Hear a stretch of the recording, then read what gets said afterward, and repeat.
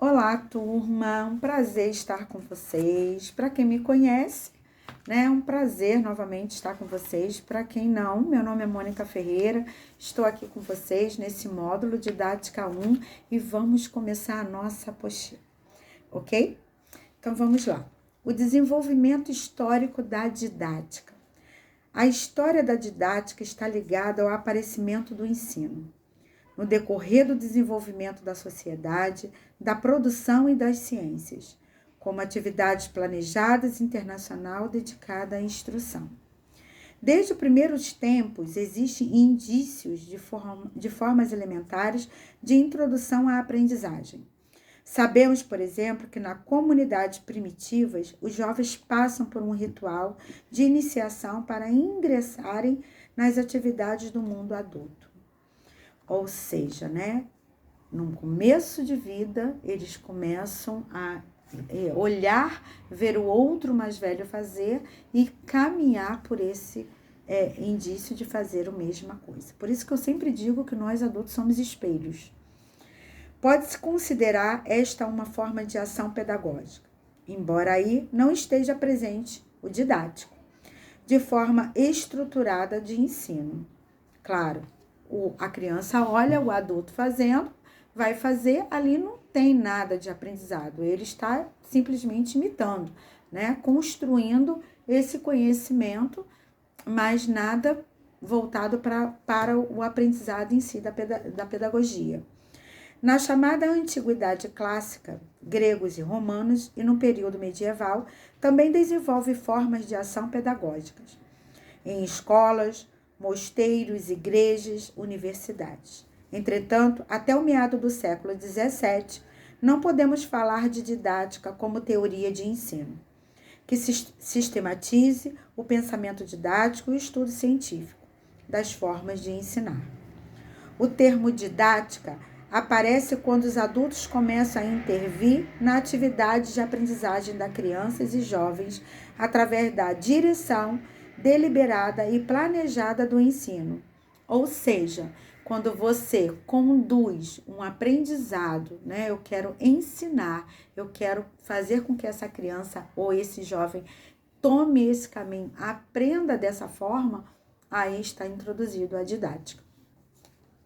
Ao contrário das formas de intervenção mais ou menos espontâneas de antes. Antigamente era algo espontâneo, hoje é uma coisa mais conduzida.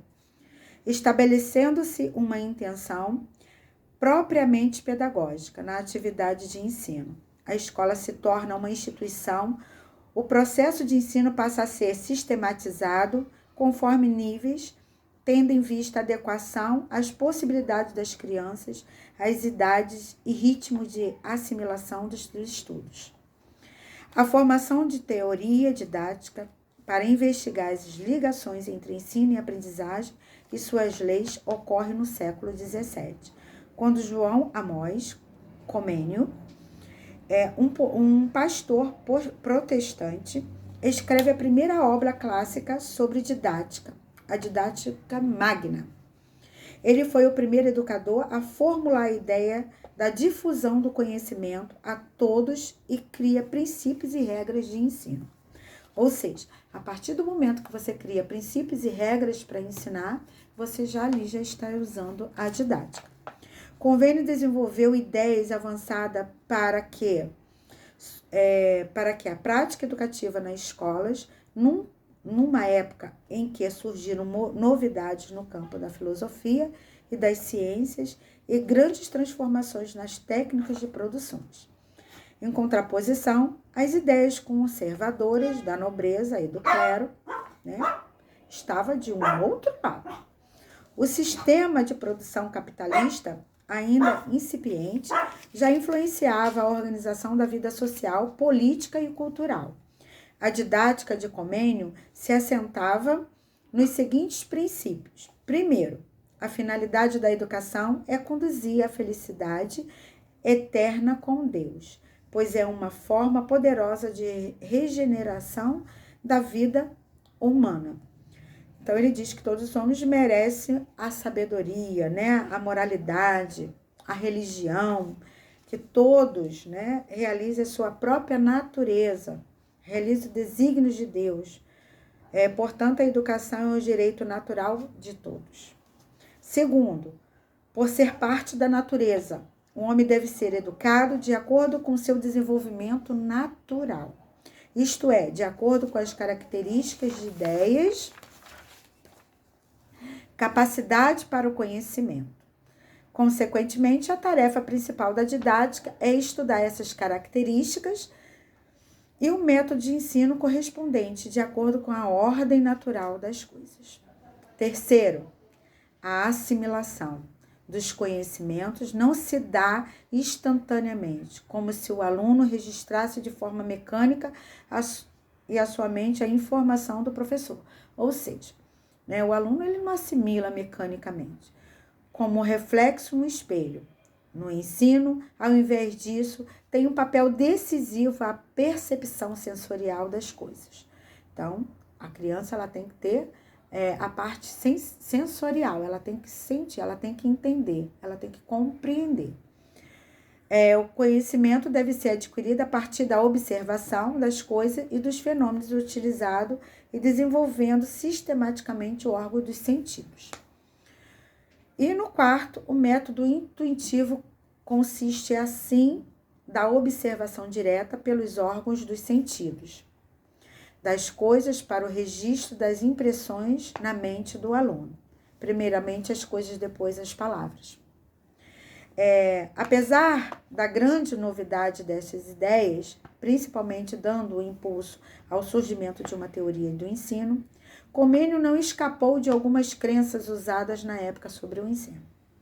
Embora partindo da observação da experiência sensorial, mantinha-se o caráter transmissor do ensino, embora procurando adaptar o ensino às fases do desenvolvimento infantil. Mantinha-se um método único e um ensino simultâneo a todos. Além disso, sua ideia de que a única via de acesso dos conhecimentos é a experiência sensorial com as coisas não é suficiente. Primeiro, porque nossa percepção frequentemente nos engana. Segundo, porque já há uma experiência social acumulada de conhecimento sistematizado que não necessitam ser descobertos novamente. Ou seja, para ele, a criança aprendia a partir do momento que ela, da parte sensorial, não tinha ainda a percepção, ele, no caso, que a criança podia aprender de várias outras formas. Então, aqui a gente está no começo, a gente está caminhando, para a tal descoberta de hoje, que a gente sabe que a criança é um ser por completo, mente, corpo, ação, sentido e por aí vai. Entretanto, Comênio desempenhou uma influência considerável, não somente porque se empenhou em desenvolver métodos de instrução mais rápido e eficiente, mas também porque desejava que todas as pessoas pudessem usufruir dos benefícios do conhecimento. Enquanto isso, porém, foram ocorrendo intensas mudanças nas formas de produção, havendo um grande desenvolvimento da ciência e da cultura. Foi diminuindo o poder da nobreza e do clero e aumentando o da burguesia. Na medida em que esta se fortalecia, no caso a burguesia começava a ter voz, como a classe social, disputando o poder econômico e político com a nobreza. Ia crescendo também a necessidade de um ensino ligado às exigências do mundo da produção e dos negócios, e, ao mesmo tempo, um ensino que contemplasse o livre desenvolvimento das capacidades e interesses individuais. Jean-Jacques Rousseau foi um pensador que procurou interpretar essas aspirações, propondo uma concepção nova de ensino, baseada nas necessidades e interesses imediatos da criança. Então, para a nossa primeira aula, a gente finaliza aqui a nossa apostila. Na próxima, a gente dá com nossa continuidade e eu espero que vocês tenham gostado da nossa aula. Estou com o maior prazer de estar aqui com vocês. Estava com muita saudade. Então, um beijo, até semana que vem e fique com Deus.